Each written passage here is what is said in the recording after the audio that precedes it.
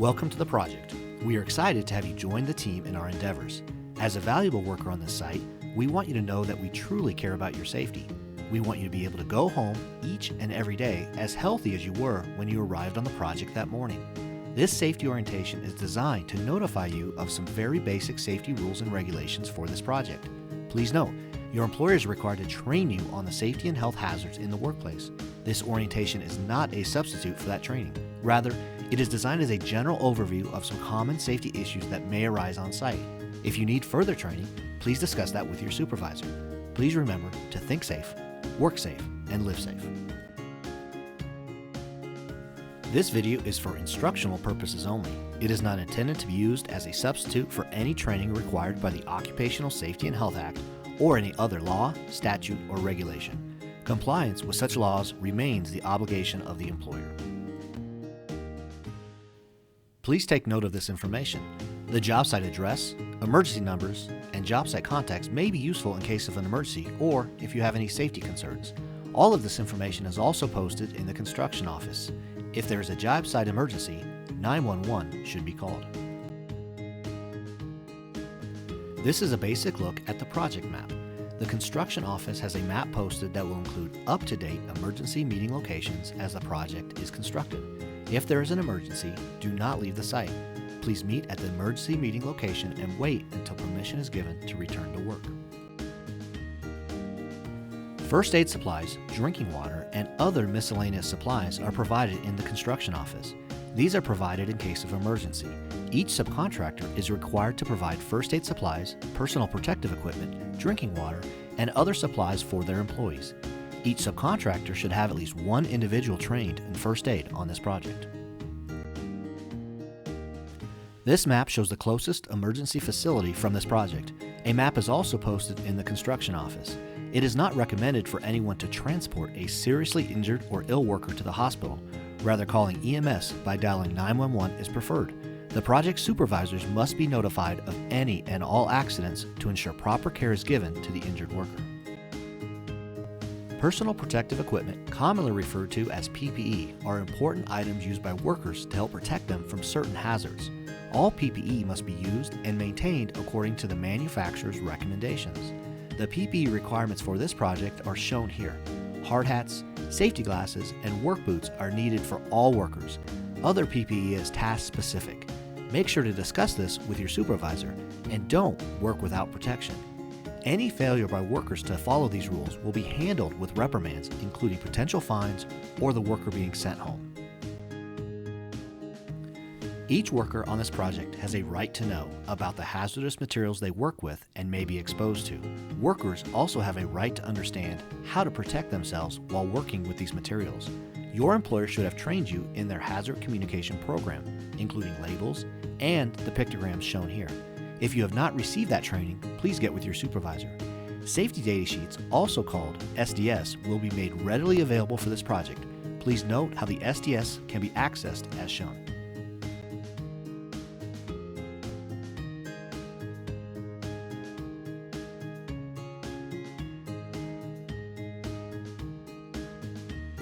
We will now present basic safety rules and regulations for this project. Please remember, these are not comprehensive for all safety hazards you may face at this job site.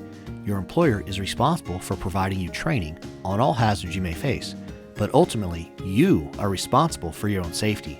If you see a safety hazard, notify your supervisor or project supervisor.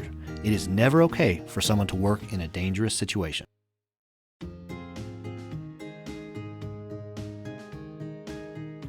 We will strive to make this a very professional, safe, and welcoming site. There will be no horseplay, drugs, alcohol, violence, harassment, or weapons on site. No one is allowed on site who is under the influence of alcohol or any drugs, including legal drugs. No one under 18 is allowed on the job site. Please only park in designated areas. Safe walkways must be maintained at all times. And at the end of each day, we ask you to clean up your work area. There will be trash containers around the site to dispose of waste. If there is any unsafe areas around the site, please communicate this with your supervisor or project supervision immediately so it can get addressed. Falls are the leading cause of death in construction. All workers shall abide by the 6-foot fall protection standard. All workers using fall protection must be trained in the proper use and proper assembly of such devices to ensure they are adequately being protected. The best way to prevent a fall is not to expose yourself to a fall in the first place. If the work can be done from below, that is always preferred. If you do have to work at heights, which we often do in construction, guardrails are a preferred protection. Guardrails consist of a top rail at 42 inches, a mid rail at 21 inches, and a toe board. These rails must be capable of supporting at least 200 pounds of outward and downward force. Guardrails shall not have any nails or other sharp materials protruding from the guardrail system. Do not remove guardrails on the job site. When workers are installing the rails, they shall be protected by means of a personal fall arrest system. If guardrails won't work to protect you, the next option is what we call tying off. This means you secure yourself to a proper anchor point to prevent you from falling. A personal fall arrest system shall always consist of 3 parts: the anchor, the lifeline or lanyard, and the body harness. These 3 pieces of equipment, when used together, create the most effective way to protect your workers. Personal fall arrest systems must prevent the worker from free falling no more than 6 feet or hitting the work area below. It is much better to rig the system where it doesn't allow you to fall at all. Nobody wants to be attached to a leash, but is much better than falling. Another area of concern are floor holes. A hole, according to OSHA, is anything 2 inches or wider in diameter. Holes need to be protected, especially in high traffic areas like hallways and roofs. Always remember to secure these covers and label them to make them visible.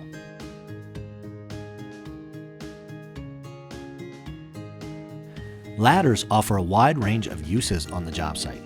They help aid workers in getting closer to overhead work and allow access onto elevated landings. Workers should always maintain 3 points of contacts when ascending or descending the ladder. This means you cannot carry anything up the ladder. Always hoist up materials and tools.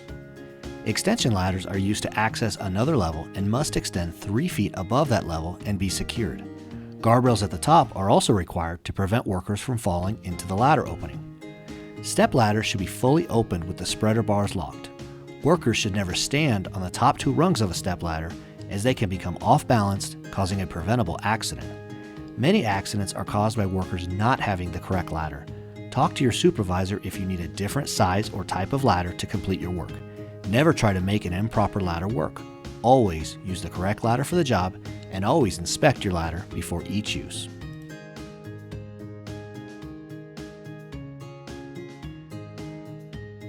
All scaffolds shall be built and used according to manufacturer specifications. A competent person must be present when scaffolds are being erected. Daily scaffold inspections are required to be performed by that competent person. A recommended method to ensure scaffolds are being checked is to have a red tag, green tag system in place where the competent person signs and dates the tag. Any worker who works off the scaffold should be trained in scaffold awareness. Do not get on the scaffold unless you have been trained and have received permission from your supervisor. If any safety issues arise while in use, every worker has the authority to stop work and get with the competent person to correct them. Tools and equipment need to be inspected daily to ensure good working condition. All electrical equipment must be grounded or double insulated. Tools will not be modified in any way, and that includes removing guards and other safety features. Damaged equipment needs to be removed from service for repair. Electrical cords shall be in good shape without any nicks, frays, or other visible damage. The ground prong must be in place. Cords shall not run across walkways or stairs. Cords should be protected from vehicular damage. Any cord found in need of repair should be removed from service and tagged "Do Not Use" until the repair is completed by a qualified person. Always maintain proper clearance from overhead power lines. Pay particular attention when working with equipment, ladders, and scaffolding. Assume all electrical components are live and properly protected. Do not work around exposed electrical equipment.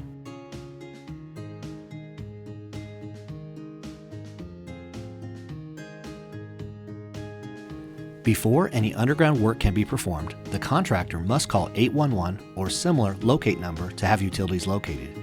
Do not start to dig without locates. Any excavation 5 feet deep or deeper must be adequately benched, sloped to prevent cave-in, or have a trench box installed to keep workers safe. A competent person must perform daily inspections on all excavations if employees are to work in them. If excavations are deeper than 4 feet, Ladders or other forms of egress must be provided for workers to safely enter and exit all excavations. There are no warning signs that an excavation is about to collapse. Make sure it is properly protected prior to entering. Motorized equipment can be extremely dangerous on any job site. All operators must be properly trained and/or certified to operate any equipment. Please use caution when moving or positioning materials around other individuals. If need be, block off your work area from others. The operator is responsible for inspecting the equipment and safe operation while on the job. Do not operate unless you are trained and/or certified. Chemicals can pose many different hazards on the job. It is imperative that these hazards are communicated prior to work.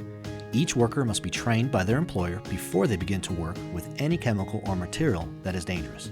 Chemical containers must be properly labeled, and all safety data sheets must be available on the job site for review. Do not work with any chemicals unless you have been trained.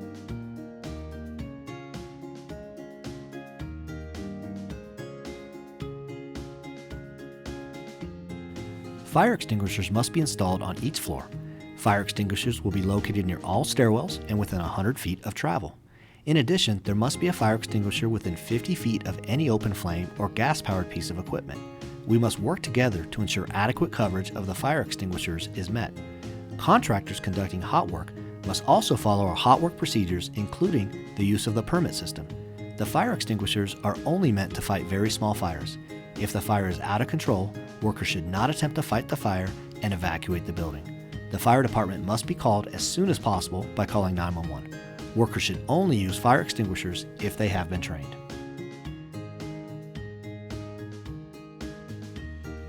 As mentioned previously, all walkways, corridors, and passageways must be kept clear at all times. Any trash or materials should be placed out of those areas. Workers are to maintain safe work areas and clean up at the end of each day. Do not leave your trash for another contractor. We want to work as a team on this project to ensure safety. Cranes are great tools to assist in moving materials and other items around the job site. They can save time and backs. They can also be very dangerous. All crane operators must be certified to operate the crane they are using. Riggers and signal persons must be qualified to do this work. Many accidents occur to improper rigging of loads. Documentation of all training and certifications must be filed in the construction office before work begins. Workers must not operate a crane, rig a load, or signal an operator unless they have been properly trained. As mentioned previously, we never want you to work in an unsafe situation. We ask that you bring any situation like this to your supervisors or the project supervisor's attention so we can address the hazard immediately. Not only is this a requirement for this project, this is also a requirement by OSHA. The OSHA regulation states that each employee shall comply with occupational safety and health standards which pertain to their own actions and conduct. In other words, it's the law. You are responsible for your own safety.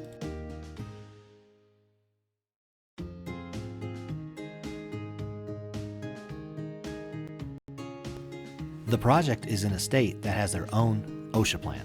This means that some regulations are different than federal regulations. Here are some of those differences.